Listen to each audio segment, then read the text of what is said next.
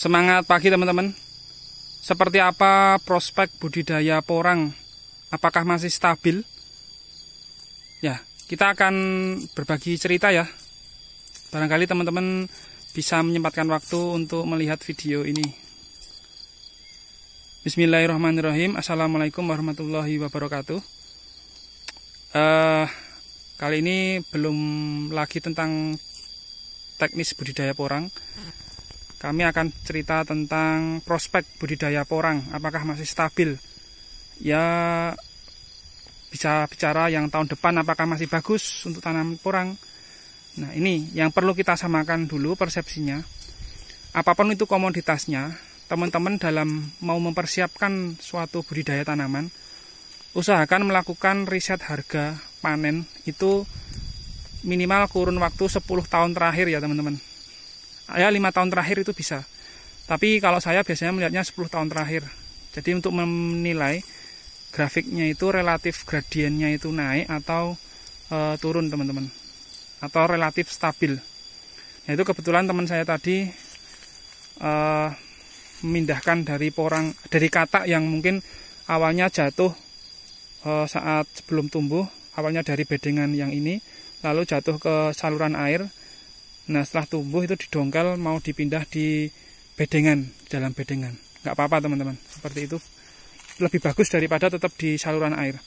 Nah, untuk porang sendiri, itu dalam waktu 10 tahun terakhir, pergerakan harga porang, juga sempat saya posting di komunitas tentang hal ini.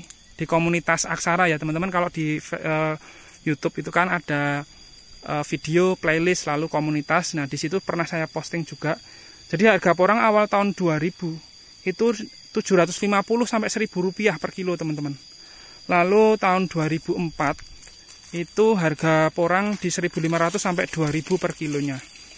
Nah, lalu 2006-2008 itu naik lagi menjadi 6000 sampai 6500 per kilo. Itu 2006-2008. 2013 naik menjadi 10.000, 2014 12.000. Tertinggi itu memang di 2019 itu 14.800-an teman-teman.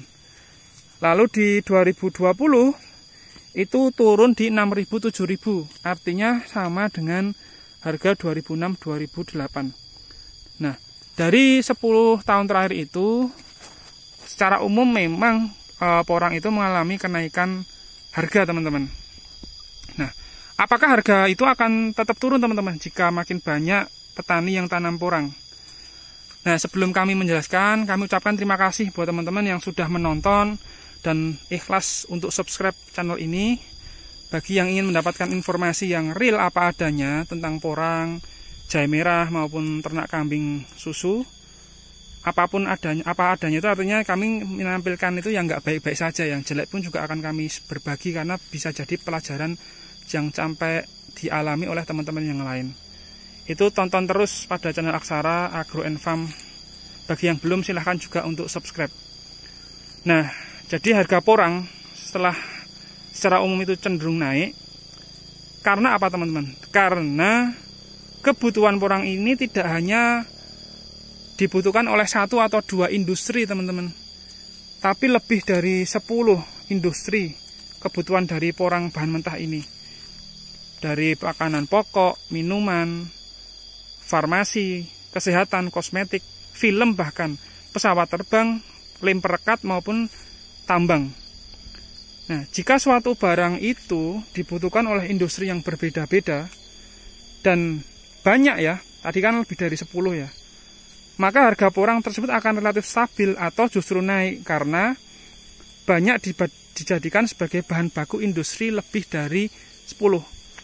Kalau cuma 2, itu masih ada peluang kemungkinan besar harga turun teman-teman. Tapi kalau lebih dari 5, 10 itu artinya diperebutkan porang itu sebagai bahan pokok di semua industri tersebut. Nah, berikutnya bahwa memang porang itu punya kelebihan utama yaitu memiliki glukomanan tinggi 40-50% dari bobot kering. Artinya tidak ada tanaman lain yang bisa menandingi nilai glukomanan dari porang tersebut. Adapun manfaat glukomanan, mungkin bagi saya mohon izin ya teman-teman yang senior, Ini mungkin saya tujukan untuk yang akan atau berminat untuk budidaya porang, bahwa manfaat glukomanan sendiri menurunkan gula darah, kolesterol, dan bobot tubuh. Karena semakin kesini kan banyak ya yang ingin diet gitu. Nah, lalu terkait ekspor porang, itu peningkatannya itu dari tahun ke tahun. Jadi dari tahun ke tahun itu semakin meningkat. Bahkan di tahun 2020 ya, data yang saya lihat kemarin, itu ekspornya itu mencapai 19.800 ton. Jadi dari data tersebut sebenarnya sudah jelas bahwa harga porang itu akan stabil untuk jangka waktu yang lama. Bahkan 10 tahun ke depan, namun dengan catatan jika kondisi ekonomi Indonesia masih sama seperti ini teman-teman. Nah, tetapi ini tidak menutup kemungkinan harga porang itu akan turun jika ada faktor lain yang sekarang belum ada. Contoh, karena faktor produk ekspor itu tidak sesuai harapan. Nah, contoh ini sudah ada teman-teman dalam komoditas kopi. Jadi mungkin teman-teman sudah mengetahui ya, kopi gayo itu sudah ditolak Eropa dari Indonesia ya. Lalu kelapa sawit itu juga diancam tidak masuk ke Eropa dengan alasan itu perang bisnis ya. Ya, dengan isu tidak ramah lingkungan dan sebagainya, yaitu kalau dari kacamata saya itu perang bisnis antara bahan bakar fosil dengan kelapa sawit teman-teman. Nah, faktor lain apa ya teman-teman yang bisa membuat harga porang itu turun? Ada 3 teman-teman. Kami akan sampaikan satu persatu. Yang pertama, pesaing negara petani porang. Dari itu kita harus menjaga kualitas tentunya. Sehingga Indonesia itu yang notabene sampai sekarang itu merupakan pemasok porang terbesar di dunia, itu Indonesia bisa tetap menjaga kualitas porang sendiri. Yang kedua, yang sudah saya sebutkan tadi, menghadapi pesaing negara petani porang, itu kita harus bisa menjaga kualitas produk. Nah, yang ketiga, itu nilai tukar rupiah. Jadi, itu di luar kuasa kita ya. Jika nilai tukar rupiah itu semakin kuat, maka harga ekspor porang akan naik teman-teman. Lain halnya, jika nilai tukar rupiah itu semakin turun, maka harga ekspor porang juga akan turun. Nah, lalu apakah harga porang itu akan turun jika sudah banyak yang menanam seperti yang saya bilang di awal tadi? Nah, penjelasan dari kami seperti ini teman-teman.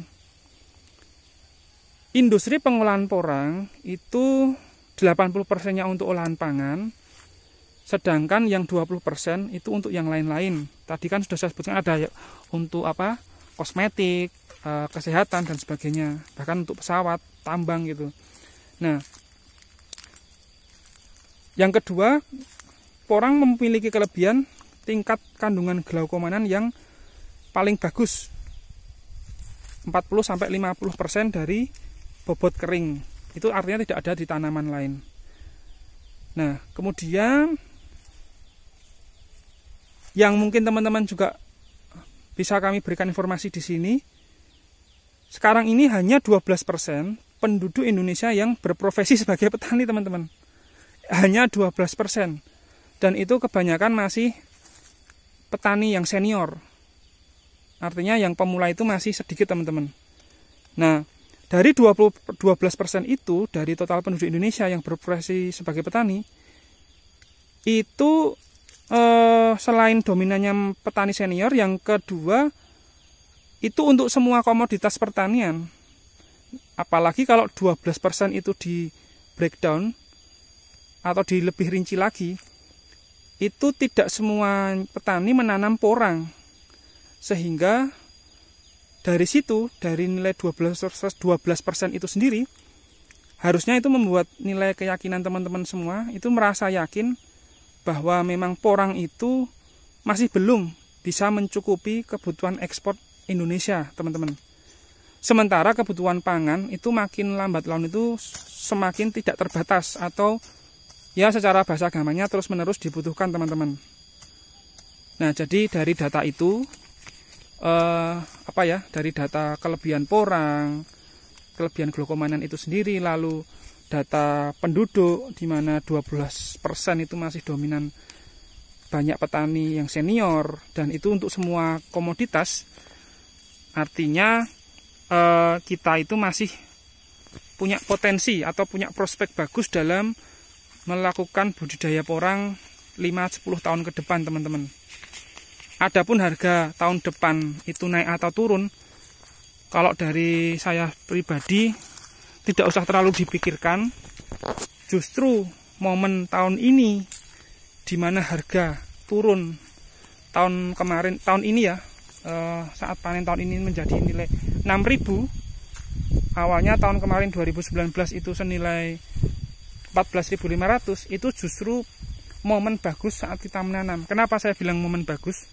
Karena banyak awalnya calon petani yang akan terjun di porang, lalu melihat harga yang tahun ini anjlok, ambles, sehingga mengurungkan niatnya untuk memulai budidaya porang. Artinya kebutuhan yang sama tahun depan, bahkan kebutuhan yang meningkat untuk panen musim depan, itu hanya disuplai oleh petani yang sebelumnya sudah terjun di porang. Jadi justru harga anjlok itu saat yang tepat untuk kita menanam. Artinya musim depan itu ada peluang lebih besar, harga itu lebih bagus dibandingkan musim ini, teman-teman. Nah, di situ itu poinnya kalau dari kacamata kami sendiri, teman-teman. Artinya kami tidak ada mengajari, menggurui, karena tiap petani mempunyai strategi sendiri-sendiri. Tapi kalau bagi saya, justru harga tahun ini anjlok itu biasanya calon atau kandidat yang akan terjun petani porang itu banyak juga yang melempem, nggak jadi, sehingga yang bertani ya itu saja akhirnya. Apalagi kebutuhan tahun depan dan tahun depannya lagi untuk ekspor itu semakin meningkat. Tapi keputusan dibalikan ke teman-teman semuanya. Kami hanya berbagi pengalaman di sini. Dan saran kami, selektiflah dalam bermedia sosial, artinya dalam mencari informasi khususnya budidaya porang dan yang lain. Dan usahakan jangan terpaku pada 1 atau 2 channel, teman-teman. Karena kesemuanya itu akan teman-teman bisa ambil poin positifnya dari tiap-tiap channel dan kembalikan lagi ke diri teman-teman masing-masing untuk penentuan langkah teknis maupun strategi budidaya apa yang akan dilakukan. Sehingga pada saat nanti pelaksanaan sampai panen dan harga bagus atau tidak, itu teman-teman tidak menyesal karena keputusan sudah diambil dengan cukup dewasa dan berdasarkan data yang banyak. Tidak ada saling menyalahkan, saya tanam porang atau tanam yang lain itu harganya sekarang anjlok karena kemarin melihat channel si A, si B. Itu tidak seperti itu. Jadi kami hanya berusaha saling berbagi pengalaman di sini. Semoga liputan ini bermanfaat dan semakin membuat teman-teman bergairah, bersemangat untuk bermulai bertani, apalagi yang generasi muda, petani milenial. Sekarang ini sudah cukup banyak petani senior yang mulai sepuh, sehingga saatnya petani muda mulai turun ke kebun, ke lahan untuk meneruskan generasi dunia tani, karena kita cukup kaya dengan kesuburan tanah Indonesia. Terima kasih, semoga bermanfaat. Wassalamualaikum warahmatullahi wabarakatuh. Gemah ripah loh jinawi toto tentrem karto raharjo. Itulah cita-cita kita semuanya sebagai petani Nusantara.